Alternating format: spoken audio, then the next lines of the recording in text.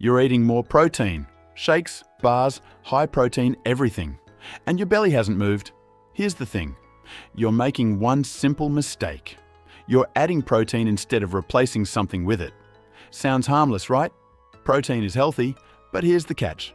Protein still has calories. Stack a shake, a bar, and a handful of nuts on top of what you already eat, and your body never gets a reason to burn stored fat. Protein can support fat loss. It cannot cancel out an energy surplus. One client did everything right. Morning shake, protein bar with lunch, high protein yogurt at night. 6 weeks later, her waist was the same size because she never removed a single thing. And the fat that matters isn't the pinchable stuff. It's visceral fat, the deep fat around your organs, tied to real metabolic and cardiovascular risk. This isn't about a six-pack. It's about what's happening inside. And here's the reason your body won't burn it. Insulin. When insulin is high, stored fat stays locked. Most people over 40 have no idea theirs is quietly elevated. I broke down the 7 hidden signs in this video right here. So if someone told you to just eat more protein, stick with me. I'll show you how to use it right. The mistake. You eat toast and cereal for breakfast. Then you hear protein helps weight loss, so you add 2 eggs and a shake. At lunch, same sandwich and chips, plus a protein bar.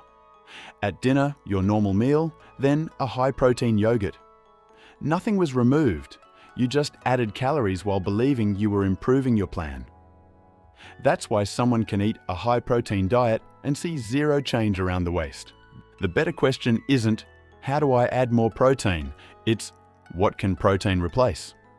Eggs replace a sugary pastry. Greek yogurt replaces dessert. A shake replaces the afternoon snack that turns into cookies, then chips, then another snack 20 minutes later. Now protein is doing something. You're not adding calories, you're changing the structure of the diet. But replacing only works if you know how much to eat. And this is where people either overthink it or skip it entirely. I'll make it simple in about 10 seconds. How much do you actually need? Let's make it easy. A palm-sized serving at every meal gets most people there. Roughly 25 to 30 grams, 3 or 4 times a day. Want the precise number? Research points to about 1.2 to 1.6 grams per kilogram of body weight. For an 80-kilo person, that's 96 to 128 grams a day. But don't turn this into an obsession. You don't need 112.7 grams before midnight. Palm at every meal. But here's what almost everyone gets wrong about when you eat it, and it matters more than the grams. The protein swap method. Here's the fix. At your next meal, don't add protein. Build the meal around it. Start with one protein source, then vegetables or fruit, then a high-fiber carb if you want one, potatoes, oats, beans, rice. Then a sensible amount of fat, olive oil, avocado, nuts. Now you have a meal. You're not eating your normal meal and adding a second mini-meal. Eggs with vegetables and toast, Greek yogurt with berries and seeds, chicken with a big salad, salmon with vegetables and potatoes. The foods change, the structure stays the same. Protein becomes the anchor, not the add-on. But an anchor only matters if there's something for it to hold on to.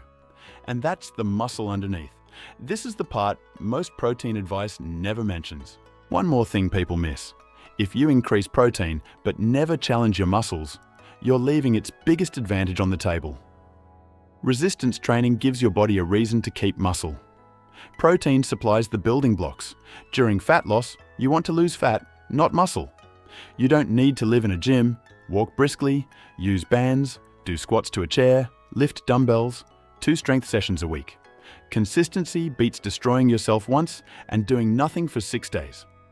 And here's the strange part, you can do all of this and still stall. The reason isn't what you'd think, why your healthy diet isn't working. If this is you, it's not a failure of willpower. You're doing the hard part right. You just got handed a marketing rule instead of a biology rule. Here's the part that surprises people. You can eat nutritious food and still eat more energy than your body needs. Nuts are nutritious. Olive oil, avocado, cheese. But healthy doesn't mean low calorie. You stopped eating fast food. You bought organic. You added nuts, avocado, protein bars, powder, and you cook in generous olive oil. Then you ask, I'm eating so healthy, why isn't my belly fat moving? Because quality matters, but quantity still exists. If nothing's changing after months, try a 7-day reality check. Not a starvation diet, just awareness. Watch the sneaky stuff. Cooking oil, nut butter, fancy coffees, alcohol, liquid calories, big smoothies, protein bars, cheese, mindless snacking. The handful of nuts that becomes 4 handfuls. Sometimes the meals aren't the problem. It's everything orbiting them. One last lever. One study found that sleep restriction increases abdominal fat, including visceral fat, even when body weight barely moves. Fix your sleep and you stop fighting your own hormones. Your next 24 hours. At every meal, choose your protein first, but don't add it to your old meal. Let it replace the least useful part. Then, vegetables or fruit, a sensible carb. Keep the extras intentional. Drink water, walk after a meal or 2. Plan 2 strength sessions this week. Nothing extreme, nothing magical. No 12 supplements. You're creating the conditions for your body to burn stored energy while holding on to muscle. The takeaway. The mistake isn't that protein is bad, it's that people hear eat more protein and translate it to add more food. That misses the whole point. Use protein as a replacement, not a bonus. Build meals around it. Choose whole foods. Watch your total intake. Walk, train, sleep. If stress is the reason your belly won't budge, it's not a food problem at all.